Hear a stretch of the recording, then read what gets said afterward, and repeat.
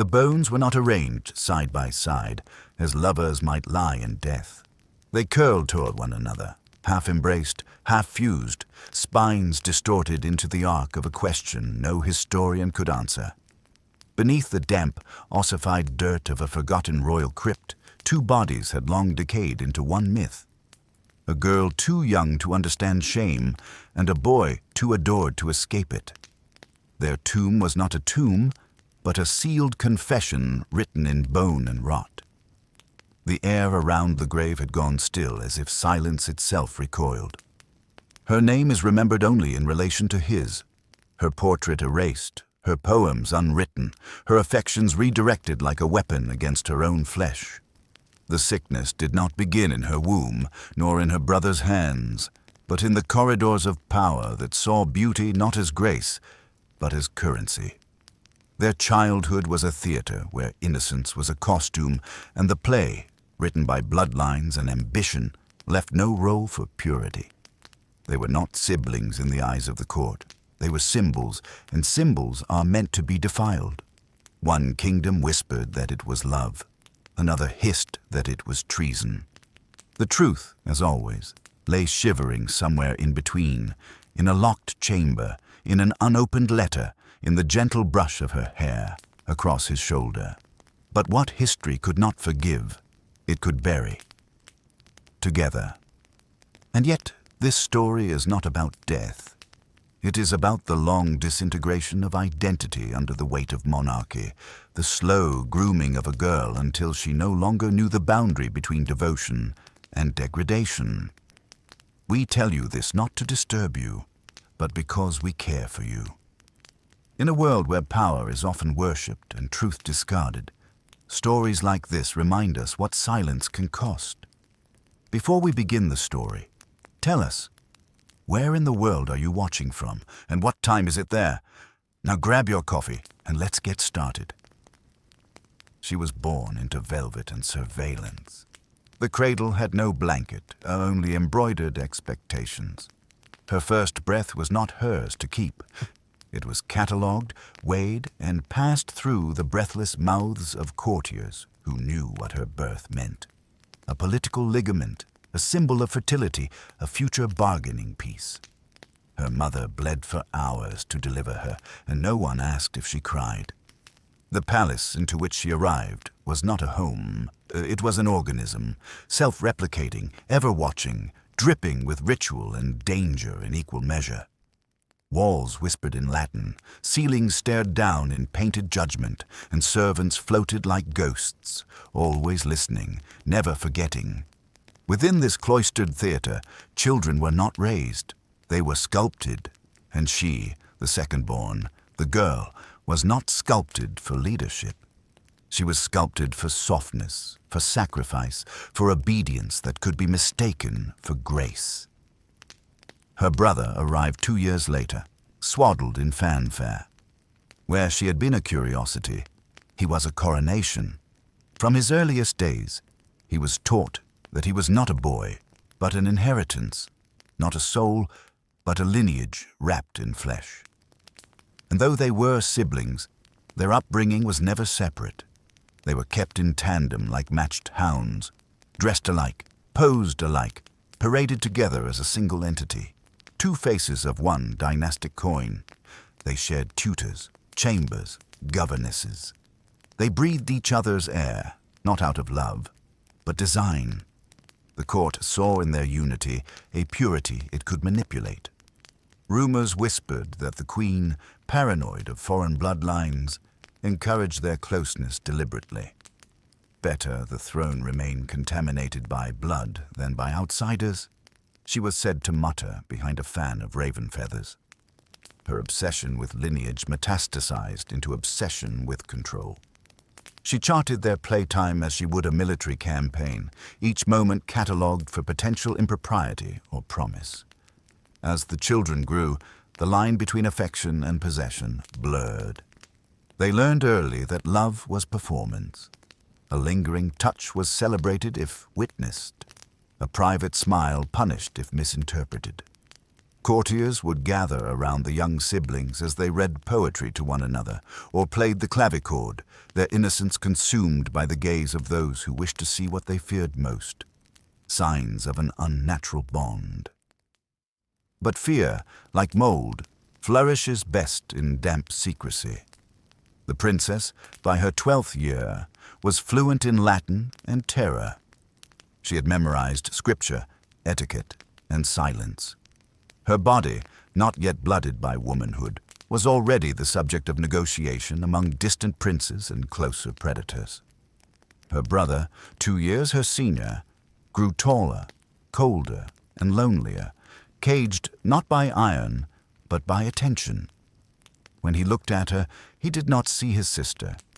He saw his only equal, his only mirror, the only face that did not want anything from him, and so they clung to each other, not in rebellion, but in resignation.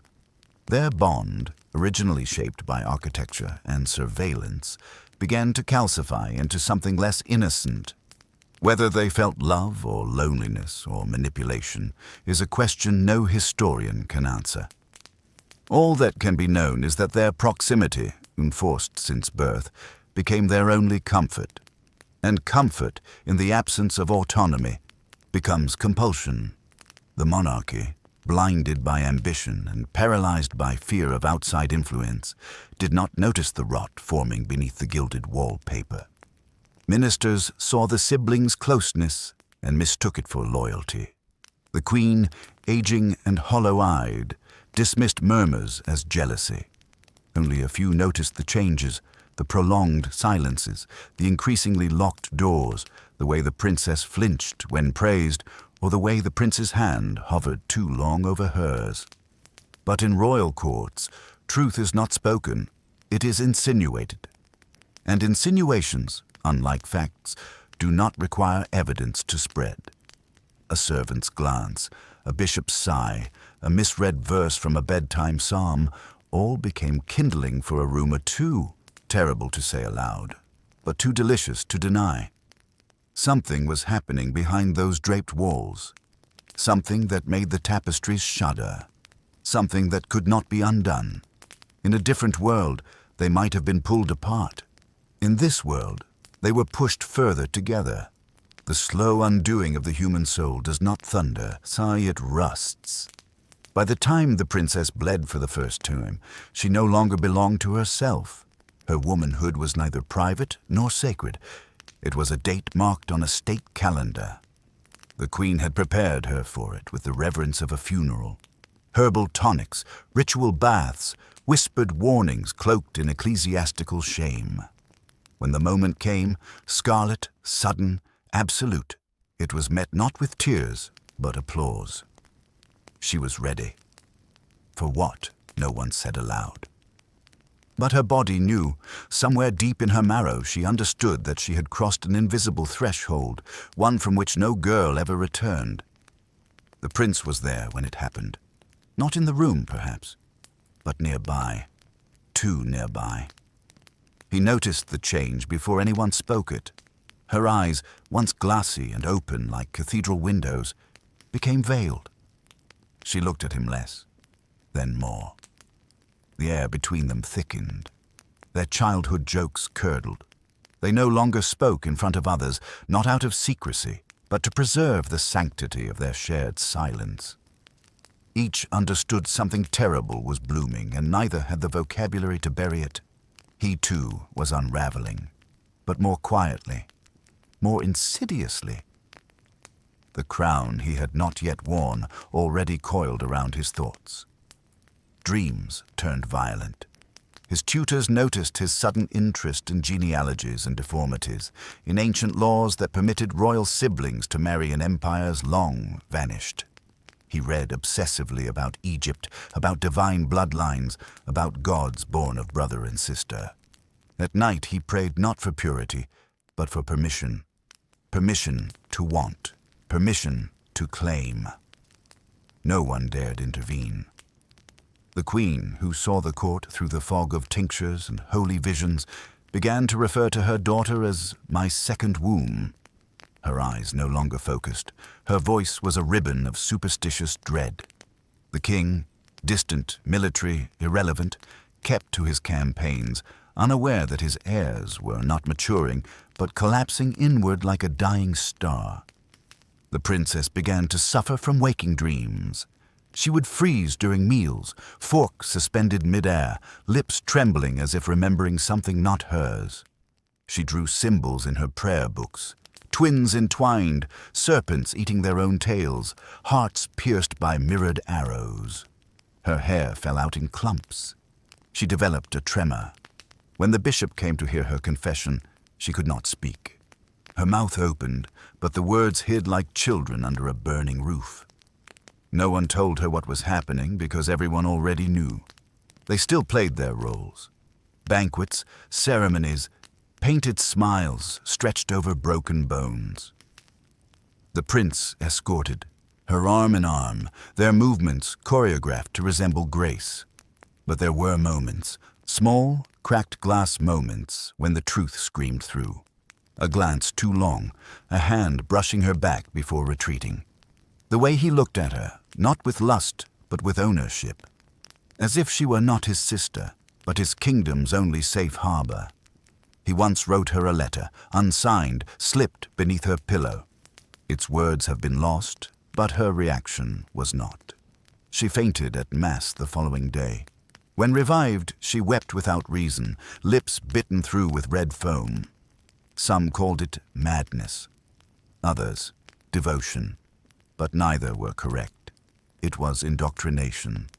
It was what happens when a child is told, from her first breath, that her body is not hers to command. By 17, she had withdrawn entirely. Her laughter ceased. She moved through the palace like a specter, obedient, fragile, ethereal. The court praised her serenity. They called her an angel, unaware that angels, in Scripture, are often terrifying. Her brother, now 19, watched her dissolve with the fascination of a god watching a sacrifice. He did not touch her. He did not need to. The touch had already happened, over years, over rituals, over glances thick with inheritance. At night, she walked the halls barefoot. Servants spoke of seeing her mouth silent prayers to saints who had never existed. She spoke to portraits, avoided mirrors, and placed white lilies outside her brother's door on the nights when the moon was full. The gesture was both innocent and damning, a child's cry through a ritual's veil. One day, during a state procession, she stumbled. Not dramatically, just a falter, a tremor in her ankle. But her brother caught her, not with decorum, but with both hands, grasping her waist with an urgency that froze the onlookers. For a moment, the entire street fell silent. The onlookers saw it. Not concern, but possession. Not a brother catching a sister. A man claiming his prize. Rumors ignited. Whispers turned to sermons.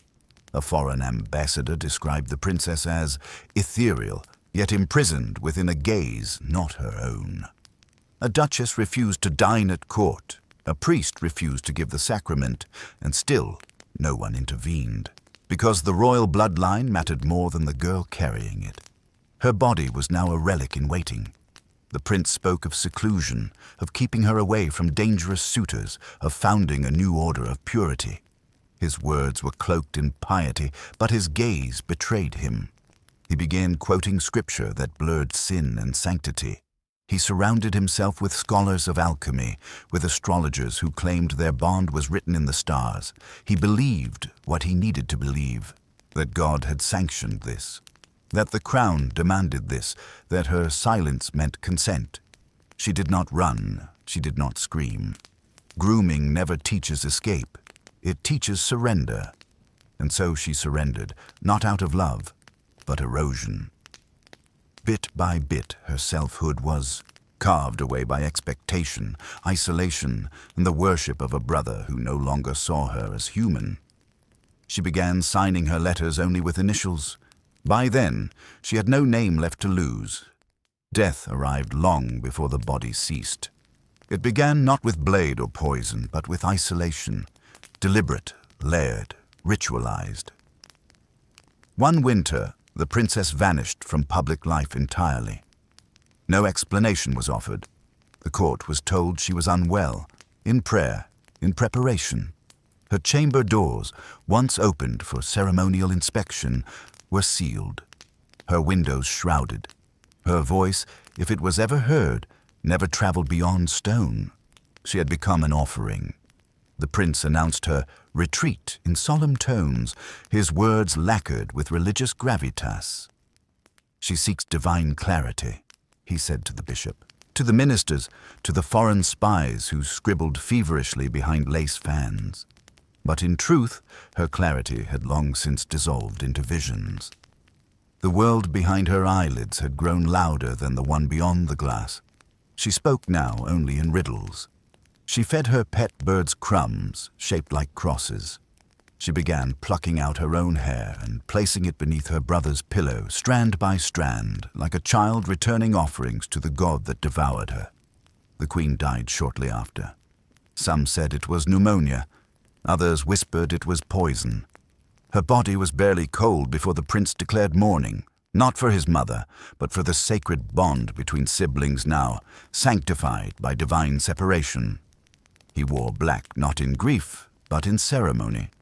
Her death left him unguarded, unsupervised, untethered. And so he returned to the princess. Returned not as a boy, nor a brother, but as a sovereign with no chain upon his desires. By then, she was more vision than woman.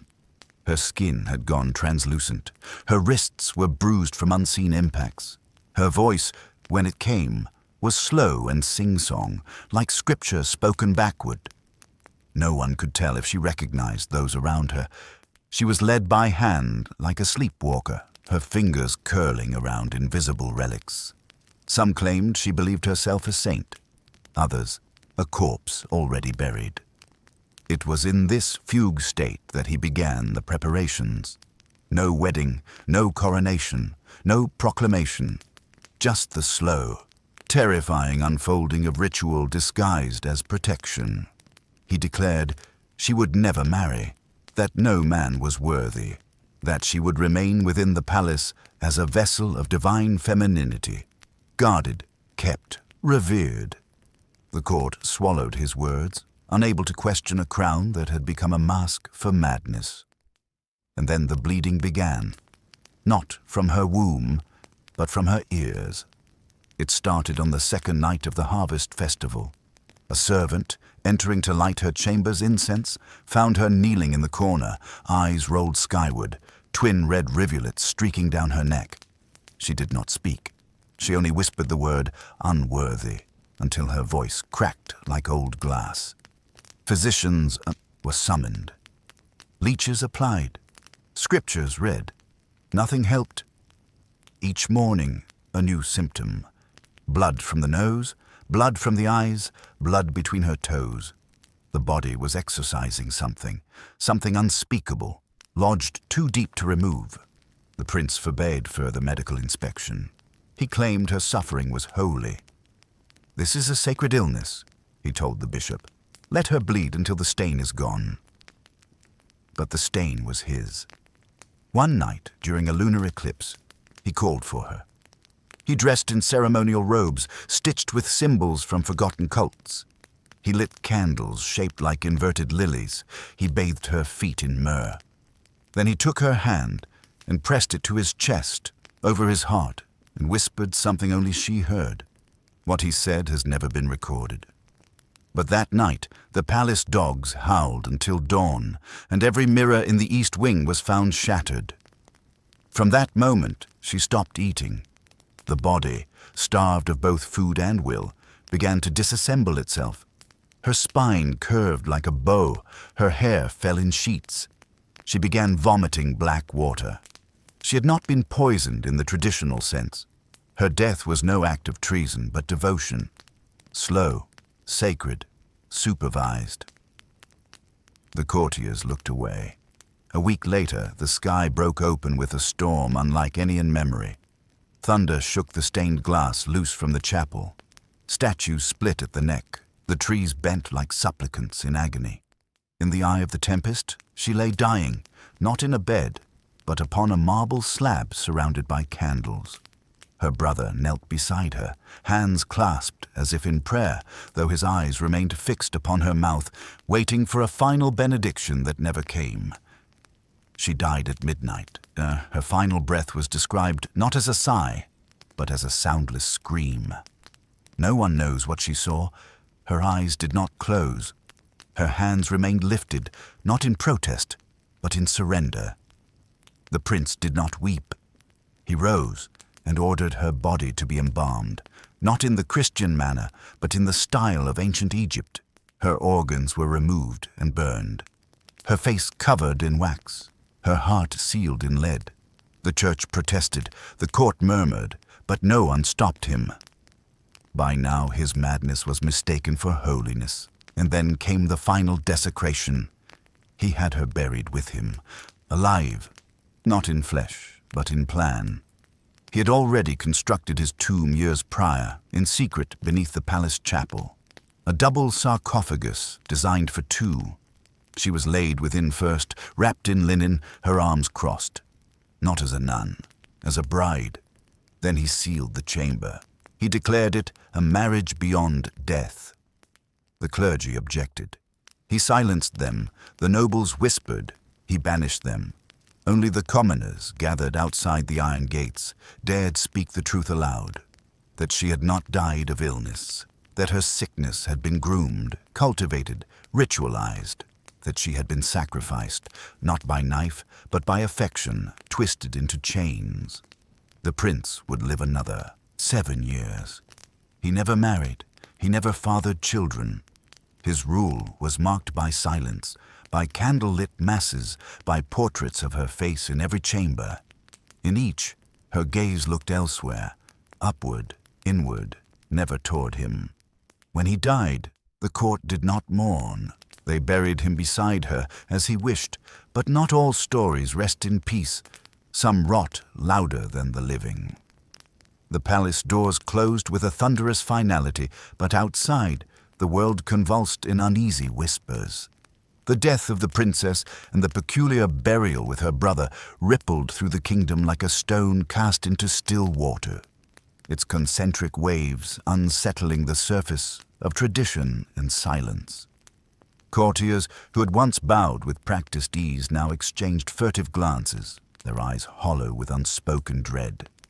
The spectacle of royal death was never simple, but this was something else, a grotesque ritual writ in flesh and shadow.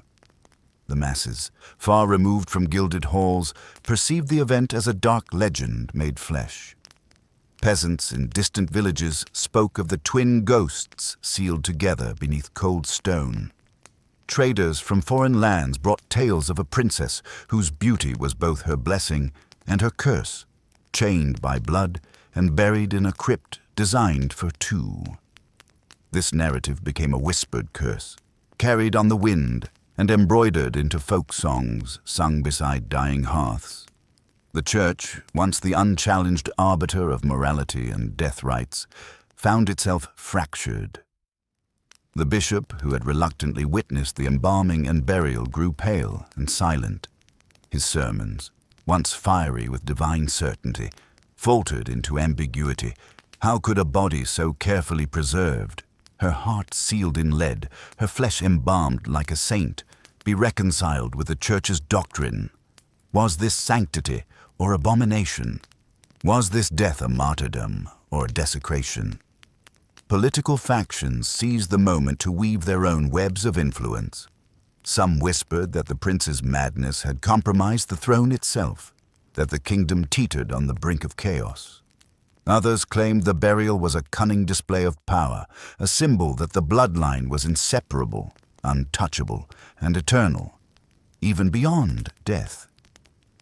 Such arguments stirred court intrigue, deepening the fractures beneath the polished veneer of monarchy. The queen's death, so close in time to the princess's disappearance and subsequent demise, added fuel to the fire. Rumors spread that the entire royal family was cursed, haunted by ancient sins too long buried beneath golden carpets. The people murmured of divine punishment, of a kingdom doomed to decay from within. Some saw in the prince's refusal to marry a sign of his own self-imposed exile, a penance wrapped in madness. The foreign ambassadors, those ever watchful eyes upon the court, recorded everything with the coldness of diplomats and the curiosity of voyeurs. One noted in his journal the morbid fascination the court had with death, the way the princess's image was everywhere, painted on tapestries, carved into stone, immortalized in stained glass, yet always veiled in shadow, as if the kingdom wished to remember and forget all at once. Public spectacle became a double-edged sword. The procession of mourning was attended not by joyful wails, but by a crowd thick with suspicion and sorrow. Vendors hawked pamphlets that spoke of the tragedy, though heavily censored. Street artists painted murals of the princess as both saint and victim, her eyes wide, her mouth sealed. Mothers warned daughters not to speak too loudly in courtly halls, lest their voices be swallowed by the same silence that had claimed the royal girl. In the castle's quieter chambers, the nobles debated whether to keep the burial secret or reveal its existence as a warning, an assertion of the sanctity of blood, or a grim lesson in the cost of defiance. Some proposed erasing the princess from memory altogether, hoping that time would bury her story as thoroughly as stone. But erasure, like death, often breeds resurrection. Tales seeped through cracks, gaining grotesque embellishments, turning the princess and her brother into symbols of forbidden love, madness, and sacrificial decay. For the prince, the aftermath was a prison. His authority was shadowed by suspicion and grief, his mind increasingly haunted by the silence of the tomb he had constructed. His days were punctuated by candlelit vigils before her portrait, his nights by dreams of whispers and weeping stone. The court whispered of his ghost-like presence, a monarch as much a prisoner of memory as of crown. This was not mercy. This was precision. The kingdom itself seemed to inhale a collective shudder, its pulse slowed by a loss that was both public and profoundly private. The girl who had been groomed for a fate unspoken was gone, her body buried with the brother who had shaped that fate with hands both loving and cruel. The world outside moved forward, indifferent. The fields yielded crops, the sun rose and fell. Yet inside the palace, time fractured. The legacy of that death hung like a thick fog, refusing to dissipate. In the echoes of stone corridors and in the hush of whispered prayers, the kingdom mourned not just a princess, but the unraveling of a dynasty. They had buried her in silence. But history rarely stays quiet. Generations passed, monarchs rose and crumbled, borders bled and redrew themselves. But beneath the chapel floor, sealed in alabaster and iron, the princess's body continued its spectral protest. Dust gathered above her name, ink faded from the family trees, but the myth only sharpened. It grew teeth. She became a parable in reverse, not of purity rewarded, but of beauty consumed, of innocence weaponized. Her story was rarely told aloud, yet it echoed everywhere, in the eyes of cloistered daughters, in the narrowed gazes of foreign queens who entered the palace with suspicion tucked into their sleeves. She was not a martyr. She was a lesson, not carved in scripture, but whispered between tapestries. There were attempts to cleanse her memory. The next monarch commissioned new portraits of the royal lineage, gilded, radiant, and selectively incomplete. Her image was scrubbed, her titles struck. She was referred to only as the second child, a phantom stitched into footnotes. But suppression, like soil, breeds life. And in hidden places, her name bloomed again, deformed, distorted, reborn. Peasants lit candles in secret for her soul, believing she had died wrongly and thus wandered still. Lovers etched her initials into wood beside their own, as if claiming her as witness. In some villages, children were warned that if they disobeyed, the white bride would visit in their sleep, her hands cold with devotion, her mouth stitched shut with gold thread. Academics, centuries later, would uncover fragments, letters unsigned, journals half-burned, funeral rites rewritten in a trembling hand. Each clue led nowhere and everywhere. A labyrinth of symbols, of roses blooming inside locked rooms, of floorboards creaking above sealed stone. One philosopher described her as the first monarch to rule through absence. A queen of silence whose legacy ruled not from a throne, but from the grave. What truly endured, however, was the tomb. The twin sarcophagus, forgotten beneath renovations and redecoration, remained untouched by time. For decades it lay in disuse, a strange, sealed relic buried beneath hymn and incense. When a later generation of masons unearthed it during repairs, they dared not open it. The design defied reason, two forms curved toward one another, chests almost touching, arms eternally reaching. One was larger, carved with regal insignia, the other, smaller, more delicate, without a crown, but not without reverence. Some swore they heard weeping when they stood near it. A priest, years later, claimed that lilies grew only above that plot, never wilting, never shifting, even in frost. He called it a miracle. Others called it a warning. The crown declared the site sacrosanct, not for sanctity, but for fear. No one dared move the bodies. No one dared ask why they were placed together, and so they remained, a sealed poem written in bone and silence. Their burial came to symbolize the collision of dynasty and desire, the way bloodlines can twist into nooses when unchecked. To some, the princess became a symbol of obedience raised to the level of ritual slaughter. To others, she became the embodiment of forbidden devotion, a figure both blameless and blighted. Her brother, once thought mad, was later reframed by a revisionist cult as a mystic, a prophet of divine union. His journals, fragmented and incoherent, were studied like scripture. One line recurred, "Only she knew the shape of my silence." The church never canonized her, nor did it condemn her. It left her unspoken, caught in the purgatory between reverence and revulsion. That ambiguity became her legacy, a warning not just to royals, but to every generation, that love, when forced into ritual, curdles into ruin. That silence, when imposed too long, becomes its own language. That sometimes what a kingdom buries together cannot be unburied without tearing the world open. Centuries later, a poet wrote of her, not by name, but by sorrow. She was a flame hidden in wax, a girl undone by names she did not choose, buried not in death, but in another's hunger. She was not mourned, she was erased. And yet, in that erasure, she became eternal. She outlived the lineage that once owned her. She became not just memory, but myth.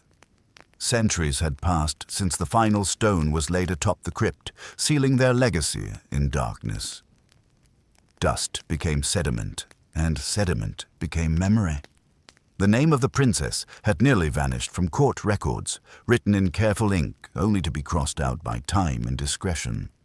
But time, like guilt, does not erase. It waits.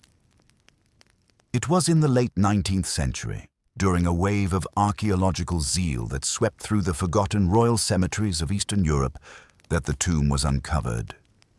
Scholars, clergymen, and opportunists descended upon the burial ground, not in reverence, but in curiosity. They came looking for relics, gold, proof of bloodlines. They did not expect a scandal preserved in bone. The grave was modest by royal standards, with no elaborate sculpture or carved Latin epitaph. Only a crumbling slab, weather-worn and anonymous, the kind of tomb that tries not to be remembered. But when the stone was pried away, the air that escaped was cold and rancid, as if the shame buried inside had waited patiently to breathe again. At first glance, the skeletal remains confused the excavation team. Two bodies close together, perhaps unnaturally so. Both young, both malformed by the pressure of the earth, but strangely intimate in their collapse. The bones of the female were thinner, pelvis widened by youth rather than childbirth. The male's spine showed signs of curvature, likely from long hours seated, cloistered in study or prayer, but the most chilling detail lay in their hands, entangled, fingers curled together not by accident, but by design. They had been arranged that way, or perhaps they had never been separated. Among the artifacts were only a few items: a ring too large for her finger, once worn on a chain around her neck, a faded braid of hair tied with a royal ribbon, and a medallion inscribed with a coat of arms long since struck from the official registry. No crown, no seal, no honor. One of the archaeologists, a quiet scholar named Emmerich Varga, documented the scene in his private journal. His notes, discovered decades later, remain one of the few emotionally raw descriptions of what was found. There is no denying the truth.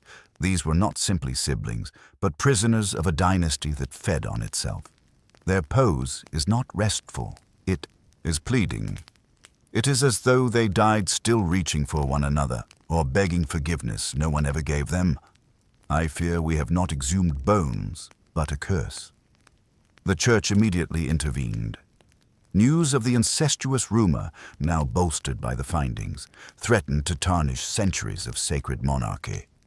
The crypt was resealed under ecclesiastical order. The documents from the dig were classified. The medallion was removed and lost. Some say buried again, some say burned.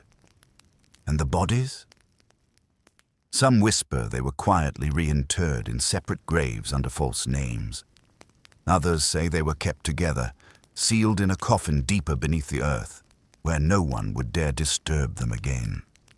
But the damage had already been done. The exhumation did not only disturb the dead, it stirred the memories of an empire that had tried to forget. The press caught wind of the rumors. Poets wrote veiled verses about the sister bride. Playwrights crafted tragedies of pale girls in candlelit halls, visited by their brother's ghost, and among the aristocracy, a renewed silence returned, that oppressive hush that always follows a truth too ugly to speak aloud. What they didn't realize was that the princess had been exhumed long before her body was unearthed. Her image, her innocence, her dignity, all had been excavated and examined, twisted and buried again over generations. Her brother may have been the coiled center of the scandal, but it was her corpse the world obsessed over. She had no voice in life, and in death she became a metaphor for obedience, for sacrifice, for how empires feast on the young. And now, with the lid pried open, the bones no longer lie still. They rattle in the minds of those who dare remember, whispering a question no crown can answer. What is the cost of a dynasty that survives by devouring its children? Long after the tomb had been resealed, after the archaeologists had disappeared into dusty archives and the clergy had exorcised all mention of her from sermons, the princess remained, not in body, but in shadow. Her name, once erased from ledgers and gravestones, began to seep through the cracks of history like a wine stain on old parchment. It was never spoken in courts, never printed in textbooks, but whispered, from nursemaids to children, from abbots to orphans, from the trembling lips of the mad. They called her the Hollow Rose, a name born not of lineage, but of mourning. Folklore bloomed where truth had died. In the countryside, peasants told stories of a young girl in white who wandered the edge of forests with blood-stained palms, searching for her brother's voice in the wind. In cities, paintings appeared, always unsigned, depicting pale-faced maidens with closed eyes and a second figure lurking behind. Blurred, unformed, a shadow draped in royal red. In the mountains, an old convent claimed to house her last diary, though no one outside its walls had seen the pages. What mattered was not whether she had written it, but that people believed she had. One phrase, rumored to be her last written line, circulated in secret. They gave us golden chains and called them blessings. The phrase was outlawed in sermons. Priests who mentioned it were reassigned or quietly defrocked. But it remained, carved into wooden beams by firelight, inked into the inside of book covers, whispered into the ears of daughters when they asked why the world demanded silence. No historian could verify her story. No record survived with her full name. Her birth was unremarked, her death undocumented, and yet she endured, louder than ever. In myth, in madness, in mirrors. There were those who believed she never truly died. In the 1930s, a woman institutionalized in the Viennese asylum claimed to be her reincarnation. She painted 1,000 portraits of the same face. Not her own, but someone else's. Wide eyes, sorrowful, lips sealed shut with thread. When asked what the woman's name was, she simply answered, "I do not say her name because the wind already carries it." A century later, in the ruins of the former royal palace, tourists began reporting the strange phenomenon of the echoing room. In a wing long closed to the public, where stone walls had cracked from time and weather, visitors who leaned their ears close to the old nursery door claimed to hear soft singing. A lullaby, foreign, ancient, feminine. No recording ever captured it. But dozens swore it was there. What can be said of a name that no longer belongs to history, but to myth? What does it mean when a person becomes a ghost, not through death, but through forced anonymity? The brother, the prince, the philosopher, the lover, was remembered differently. He too was not spoken of directly in royal records, but his ideas survived. His personal journals, written in cipher and discovered decades after the exhumation, were translated and published under a false name, The Theology of Hunger. They detailed his obsession with purity, duality, and divine punishment. There were no confessions of love for his sister, only metaphors. The caged dove, the shattered mirror, the crown of thorns handed to a child. Critics hailed the book as the ravings of a tormented genius. No one mentioned who he had been. No one dared link the text to the scandalous tomb. And yet, copies of the book would often be found on the same shelves that held volumes about fallen empires and the decay of royal lineages. A quiet acknowledgement, a veiled admission. In secret circles, both siblings became icons, not of sin, but of resistance, to women silenced by lineage, to men broken by legacy, to all children raised in cages of velvet. They were adopted by poets, revolutionaries, queer artists, exiled thinkers. Any soul who had known the ache of existing under the weight of a name that did not belong to them. The hollow rose and her brother, the saint of shame, became patron, saints of the forgotten. Not real, perhaps, not proven, but eternal in their absence. A name, once buried, had now transcended history. It had become a myth, a wound, a mirror held up to the eyes of every empire still drunk on its own sanctity. The church tried to bury her. The crown tried to forget her. The scholars tried to rationalize her, but the people, the lost, the quiet, the broken, made her immortal. She had no tomb now, no crown, no record, and yet every time a girl was told to stay silent, every time a boy was punished for tenderness, every time love came dressed in shame, her name was spoken again, even if no one said it aloud. They were buried in alabaster silence. The marble tomb bore no name, only 2 entwined roses carved into its lid, one wilted, the other still in bloom. Time had worn the veins of the petals smooth, as if even stone had grown weary of remembering. Beneath it, the siblings lay folded into each other, skeleton to skeleton, story to story. There were no hymns sung at their burial, no mourners lined the aisles, only cold clergy, empty ritual, and the quiet scurry of a rat in the crypt. The court would speak of it once, then never again. A new alliance was forged on the ashes of their scandal. The crown washed its hands, the public turned its head. New marriages were arranged, new portraits hung, and yet, within the shadows of the palace, servants would whisper of the girl who had no childhood and the boy who mistook obsession for love. Their ghost, they said, walked the western corridor, her pale hand in his, her mouth stitched shut by duty. For centuries, scholars would debate what had happened. Was it true? Was it exaggerated? Who had truly corrupted whom? The records would remain fragmented, curated by those who had every reason to erase and every reason to lie. But history leaves residue.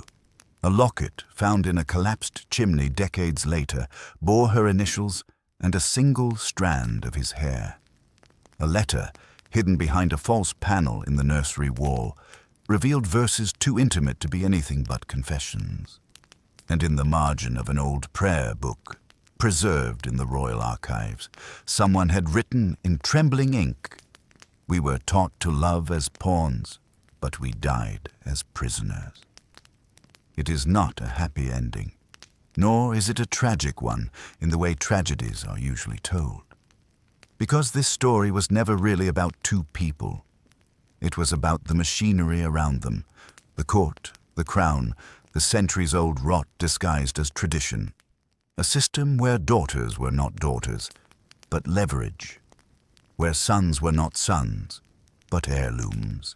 And where love, when it did appear, was malformed by the very hands that claimed to protect it. In a forgotten chapel in the countryside, an anonymous artist once painted a fresco of two children, one weeping, the other reaching for the sky. No one knows who commissioned it. No plaque explains their story. But if you listen closely to the silence that surrounds the painting, it feels like an apology, or perhaps a warning. Some stories are buried for a reason, but others, no matter how painful, must be unearthed. Not to shame the dead, but to protect the living. Let this be that kind of story.